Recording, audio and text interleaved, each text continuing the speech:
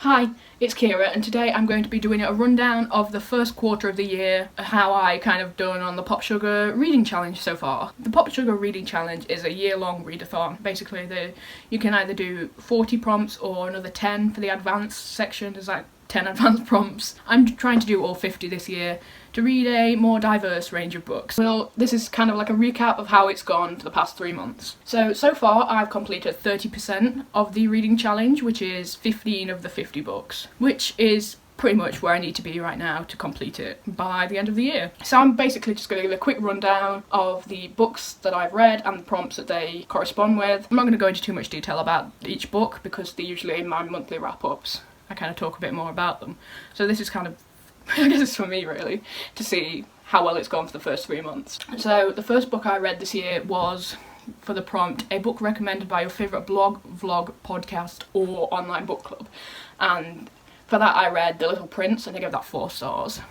The second book I read was a book that I meant to read in 2019, and that was Harry Potter and the Prisoner of Azkaban, which I gave 5 stars. Third was a book with a book on the cover, and for that I read Matilda, which I gave 4 stars. Number 4 is a book with gold, silver or bronze in the title, and for this I read The Silver Chair by C.S. Lewis, which I gave 3 stars. Number 5 is the first book that you touch on your shelf with your eyes closed.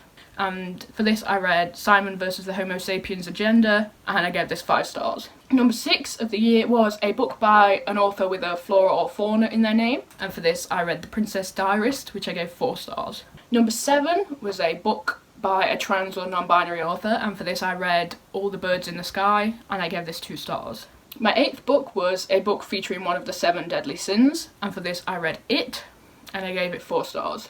Number 9 was a book from a series with more than 20 books, and for this I read The Colour of Magic, the first book in the Discworld series, and I gave this 2 stars. Number 10 was a book written by an author in their 20s, and for this I read Normal People, which I gave 2 stars. Number 11 was a book with at least a 4-star rating on Goodreads, and for this I read Heartstopper Volume 1, and I gave this 5 stars. Number 12 was a book with a made-up language, and for this I read A Game of Thrones, and I gave that 5 stars. Number 13 was a Bildungsroman, and for this I read Call Me By Your Name, which I gave 4 stars. 14 was a book with the same title as a movie or TV show, but is unrelated to it, and for this I read Inside Out, and I gave it 4 stars. And last but not least, over these 3 months, the 15th book that I read was a book with a pun in the title, which was Red, White and Royal Blue, which I gave 5 stars.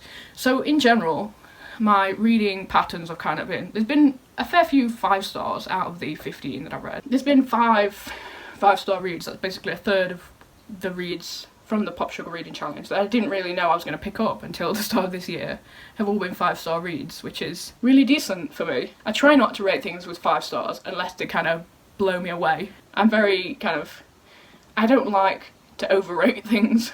It's the same for underrated. I've only just given my first 1 star after all this time. Well, thank you very much for watching this video. There hopefully will be a quarterly update every 3 months until the end of the year, and we'll hopefully have read 50 books by December. So thank you very much for watching, and I'll see you next time. Bye!